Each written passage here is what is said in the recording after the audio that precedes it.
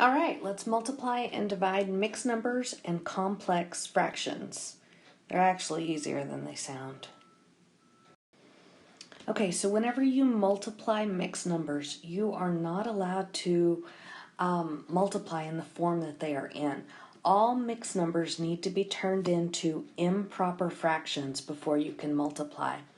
So remember, to turn 3 1/3 into an improper fraction, you have to multiply 3 times 3, and you get 9, and then you add the numerator. So 3 times 3 is 9, 9 plus 1 is 10. So 3 1/3 becomes 10 thirds. 5/8 is already in a form that we can use to multiply. So now the next thing that I would do is I would look and see if there's anything that can be reduced. And remember, you can reduce diagonally or you can reduce up and down, top to bottom, but you cannot reduce left or right. So 10 and 8 actually have a common factor.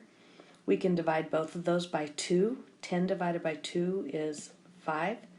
8 divided by 2 is 4. So what we did, we just removed a factor of 2 out of both of those. Now you can multiply straight across. 5 times 5 is 25. 3 times 4 is 12. I like improper fractions. I'm perfectly okay with this answer. However, if you're checking it on a calculator, you probably will not see this answer. What you'll probably see is 2 1/12. So honestly, for full credit, I really do prefer this one, but I would take either one of these circled answers for full credit.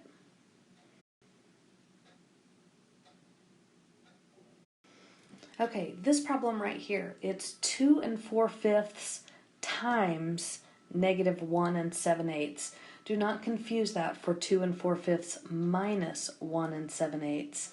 The minus sign is inside the parentheses, so that means that it's assigning that number to be a negative number. We're not subtracting here. Nonetheless, both of these need to be turned into improper fractions. So I'm going to multiply 5 times 2 and I get 10.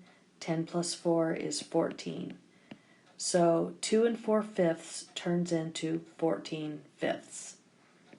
Now I'm going to multiply times, and remember this is still negative. 8 times 1 is 8. 8 plus 7 is 15. So I'm turned -1 7/8 into -15/8. Now I want to take a look and see if there's any common factors that I can reduce this by before I multiply. It just makes life a little bit easier. And the 5 and the 15 have a 5 in common. So I'm going to divide 5 by 5 and I get 1. I'm going to divide 15 by 5 and I get 3. The 14 and 8, they have a 2 in common. So I'm going to divide both of those by 2. And now I can multiply straight across. Don't forget that this is a negative sign right here, okay? So really you have 7 times -3, which is -21, over 1 times 4, which is 4. And I like that answer. -21/4 is a great answer. But if you were to check it on a calculator, you would probably see -5 1/4. And those are the same, and you would get full credit for either one of those answers.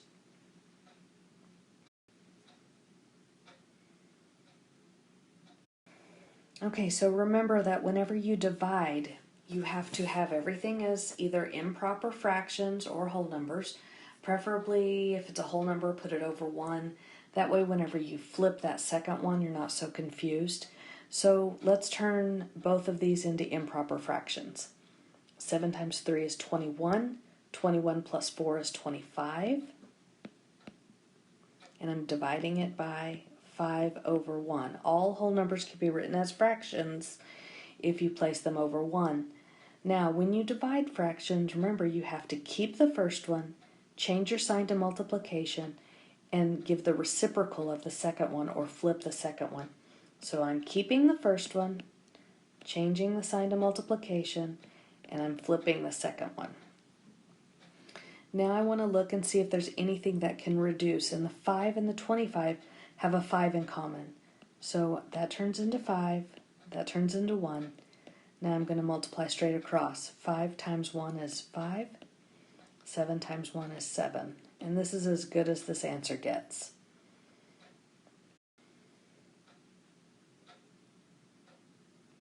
Okay, for this problem right here, I need to turn both of these into improper fractions.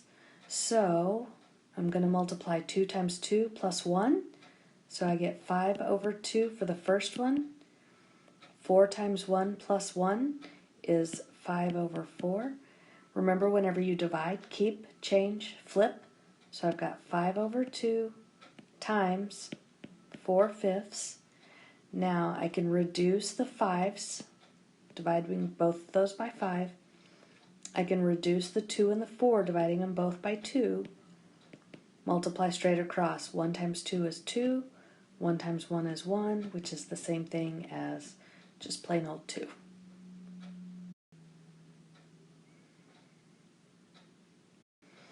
Okay, translate the phrase into an algebraic expression. The quotient of 3x and 8. Notice how it didn't say to simplify, because you really can't simplify this, but we can turn it into an algebraic expression. Quotient means divide, so I would prefer to see this, 3x over 8, which is the same thing as 3x divided by 8. Either one of those will get you full credit. It's just honestly in algebra we prefer to see the one that looks like a fraction.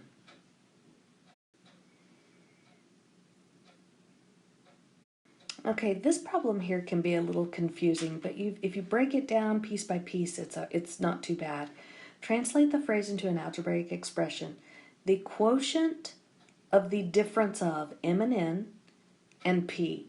So they want you to take the difference of m and n and then divide it by p. So it would look something like this. If you wanted to put parentheses around the top, it wouldn't hurt anything. They are assumed to be there, though.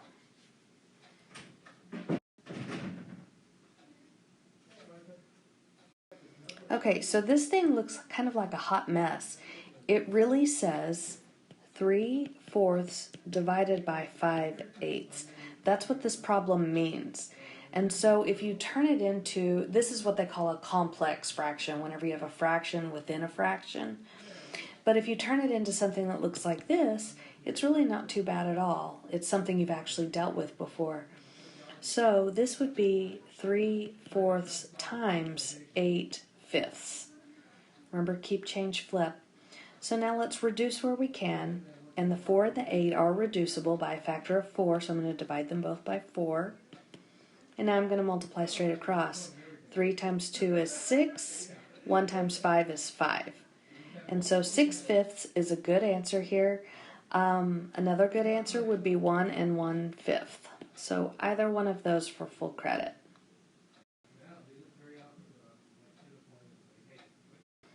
Okay, so this problem right here, this is saying -6/7 divided by 3. -6/7 divided by 3 over 1. So keep the first one, change your sign to multiplication, flip your second one.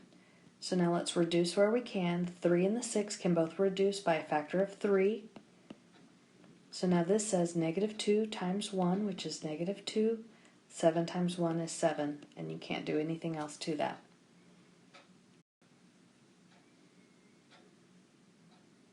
Alright, this one says 2 3/4 divided by 1/8.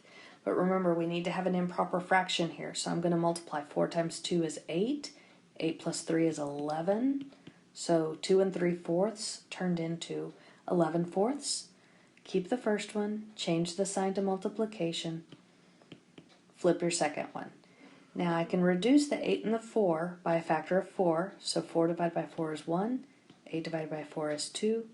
And now I can multiply straight across. 11 times 2 is 22. 1 times 1 is 1. So this answer is 22.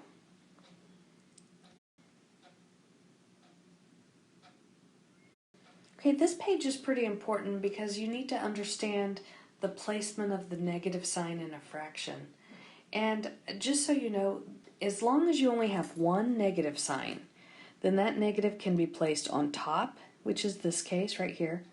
It could be placed on bottom, which is right here, or it could be placed off to the middle, right there. Those all mean the same thing. They are all equal as long as there's only one negative sign.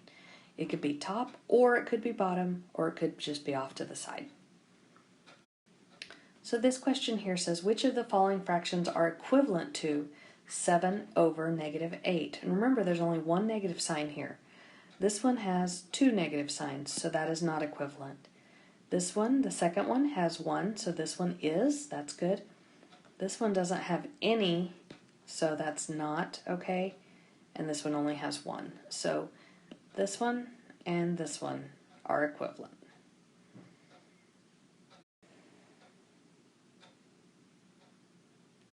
Okay, this is just showing you the different types of grouping symbols.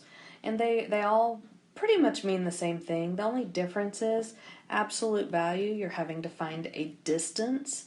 But other than that, it's still a grouping symbol. And it means, like in the order of operations, it means that you would have to do that first. So grouping symbols can come in different forms. There are parentheses, brackets, braces. Those are just the squiggly parentheses. The absolute values, which means you have to find a distance. And then a fraction bar, which you probably didn't think of as being a grouping symbol, but what a fraction bar does, it says, do the operation on top, do the operations on bottom, and then divide at the very end. So a fraction bar is considered a grouping symbol. Okay, so to simplify an expression with a fraction bar, you simplify the numerator, then you simplify the denominator, and then you simplify the fraction by dividing. Okay, so this says to simplify 4 plus 8 divided by 5 minus 3. So, according to the order of operations, we have to do what's in the grouping symbols first. And remember, fraction bar is another form of a grouping symbol. So we have to do 4 plus 8, which is 12. Then we have to do 5 minus 3, which is 2. And then you simplify the fraction. 12 divided by 2 is 6.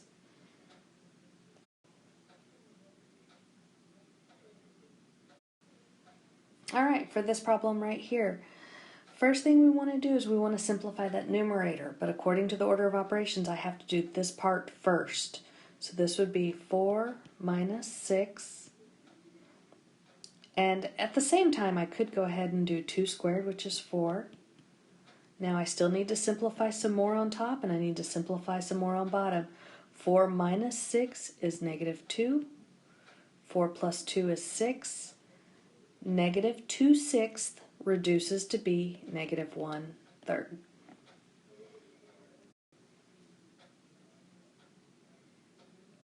Okay, according to this problem right here, you always simplify what's inside the parentheses first. So we're going to do 8 minus 4 first. So I'm going to have 4 squared over 8 squared minus 4 squared. And I could have gone ahead and done that stuff on bottom. It really doesn't matter as long as I don't divide anything until the very end. So on top I've got 4 squared, which is 16. On the bottom I've got 64 minus 16. 64 minus 16 is, let's see here, it's 48. And then I can reduce 16 over 48 to be 1/3. So this thing reduces to be 1/3.